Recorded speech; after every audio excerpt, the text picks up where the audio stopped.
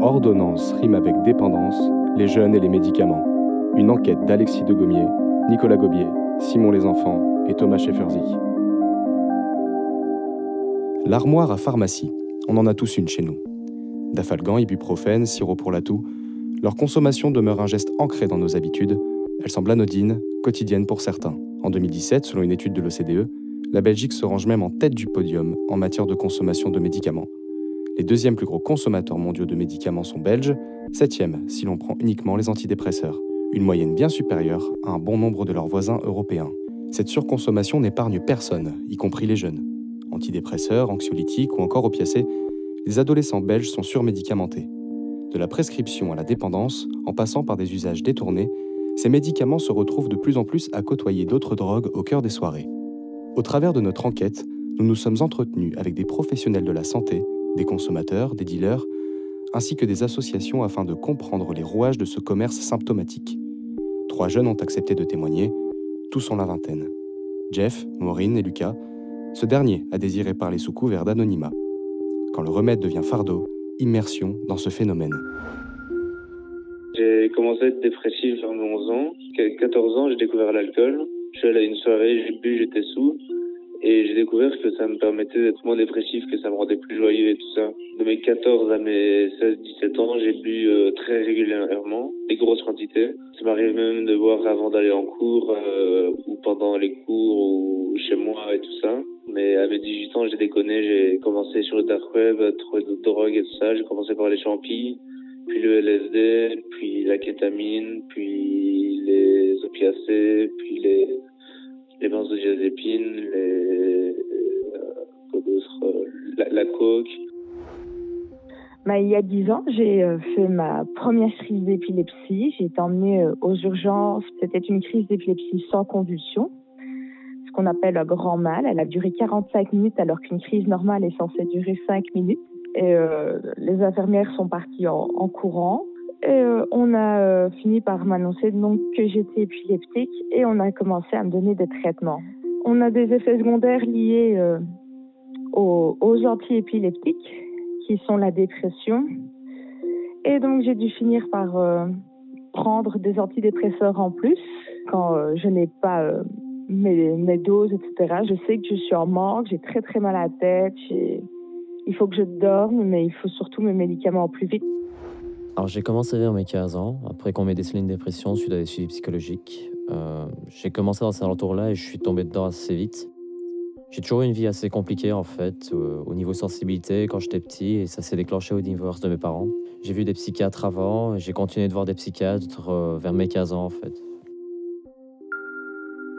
3 parcours très différents, mais un même point commun, la dépression.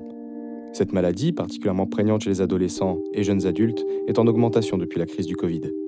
60% d'entre eux sont en proie à ces symptômes. Aujourd'hui, 3 jeunes sur 5 en sont victimes, 2 avant la pandémie. Désemparés face à la souffrance et à la solitude, certains se tournent vers l'alcool et les drogues. Ça a notamment été le cas pour Jeff. Gros benzodiazépines, c'est des anxiolytiques, c'est des calmants quoi. Et parce que mon médecin m'avait prescrit, ça fait un peu la même sensation que la coke, dans le sens où ça te désinhibe. Pour lutter contre les différentes formes de dépression, la consultation d'un médecin demeure indispensable. Cependant, elle est loin d'être sans faille. Au terme de la consultation, des médicaments sont fréquemment délivrés, mais cette méthode de prescription pose parfois question. Jeff raconte. Après la première séance, il m'avait prescrit des benzos, donc du diazépam, et en antidépresseur. Prescription sur prescription, les médecins belges semblent avoir la main lourde. Maureen se voit administrer 4 fois la dose maximale d'antiépileptiques recommandée pour un adulte.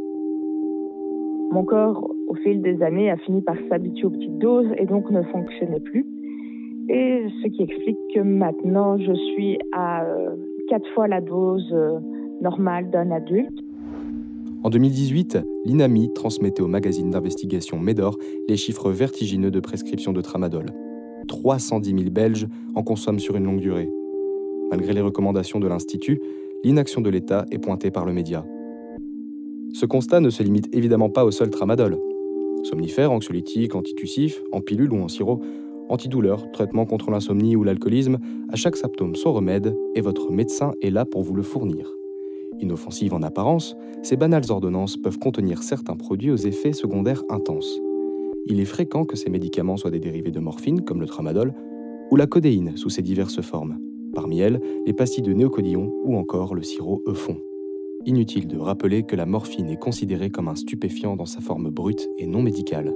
Ces jeunes, alors perdus et rendus dépendants d'une substance censée les soigner, ne tardent alors pas à augmenter les doses. Les effets d'apaisement, de relâchement, similaires à d'autres drogues, sont alors recherchés. Parmi les médicaments détournés pour leurs effets psychotropes, 3 catégories de médicaments reviennent systématiquement. Les benzodiazépines, Lexomil, Xanax, Valium, les e-drugs, ces somnifères ultra puissants tels que le zolpidem, produisant des effets similaires aux benzodiazépines, et enfin les antitussifs censés soigner la toux, qui soient à base de codéine ou de DXM. Les traditionnels somnifères ou antidouleurs peuvent eux aussi être détournés une fois mélangés avec de l'alcool ou d'autres drogues. Mais alors, où commence la drogue et où s'arrête le médicament ? La frontière est-elle si marquée ?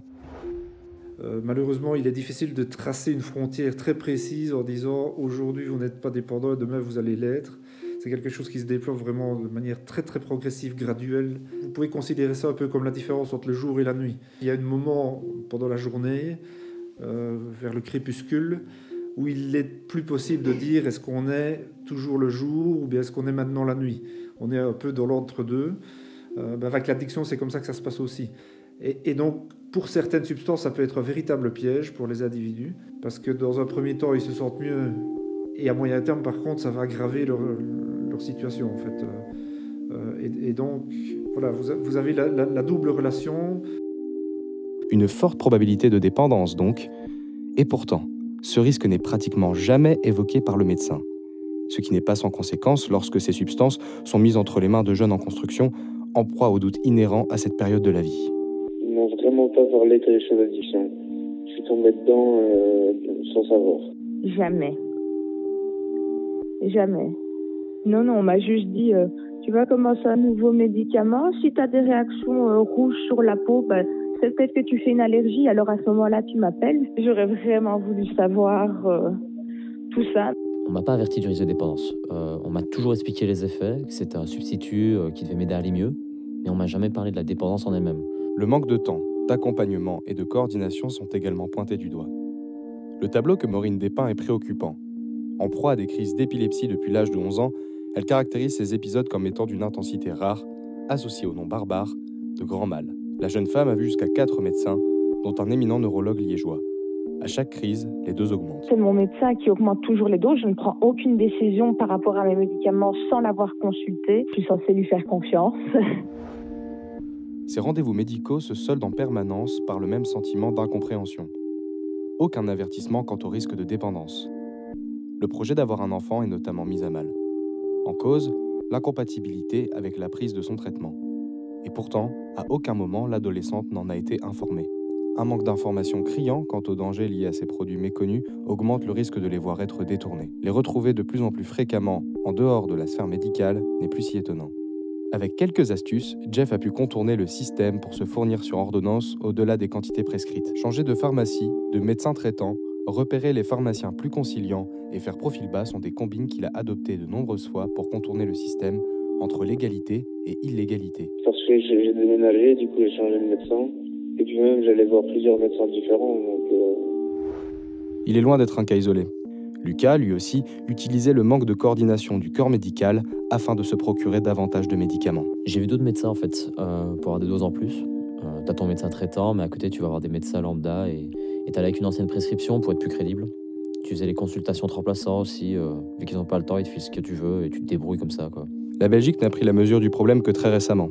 Il a par exemple fallu attendre 2013 pour que les médicaments à base de codéine, ce dérivé de la morphine aux effets secondaires puissants, ne soient plus disponibles en vente libre. Malgré ces efforts tardifs de la part des représentants belges, un certain nombre de substances potentiellement détournables sont toujours disponibles en vente libre. C'est le cas du dextrométhorphane, aussi appelé DXM, présent au sein de nombreux antitussifs et dont les effets sont semblables à ceux de la consommation simultanée d'alcool et de marijuana. Ce médicament, pourtant réglementé chez nos voisins français depuis 2017, est disponible en vente libre en Belgique et notamment sur Internet. Depuis l'arrêté du 21 janvier 2009, la vente d'OTC, médicaments non soumis à prescription, est légale en Belgique. Nous parvenons par l'un des mastodontes belges dans le domaine, Miu Pharma, propriété du groupe Colruyt, à nous procurer du sirop contenant du dextrométhorphane en seulement quelques clics et pour moins de 10 €. Un vide légal persiste alors en Belgique. Mais la vérification des ordonnances par les pharmaciens est-elle toujours respectée ?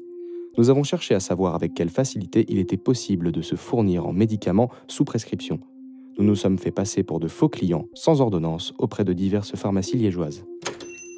Les refus et les regards suspicieux se sont enchaînés. Les pharmaciens, qu'ils soient employés de gros groupes tels que Multipharma ou indépendants, semblent particulièrement attentifs aux prescriptions. De récentes lois réglementant la vente de certains produits ont sûrement joué en ce sens, mais ce constat reste cependant à relativiser. Comme nous l'explique Jeff, obtenir des médicaments sans disposer de la prescription nécessaire dépend avant tout d'une rare poignée de pharmaciens peu consciencieux. J'ai déclaré une douleur dans le bas du dos. J'avais vraiment une douleur, mais ça ne justifiait pas d'utiliser du tramadol, quoi. Mais j'arrivais à l'orienter vers le tramadol. En fait, ça dépend pas de la pharmacie, mais du pharmacien. Faire le tour des pharmacies est une méthode bien souvent risquée et chronophage pour des individus dépendants. C'est pourquoi, lorsque la prescription ne suffit plus, les consommateurs passent bien plus souvent par des marchés souterrains. Du dealer de soirée aux plateformes du dark web, comment s'établit ce réseau parallèle de la vente de médicaments ? J'ai commencé sur le dark web à trouver des drogues et tout ça. J'ai commencé par les champis, puis le LSD, les benzodiazépines. Au prochain épisode, reportage au cœur d'une rave party dans laquelle drogue, médicaments et alcool se confondent.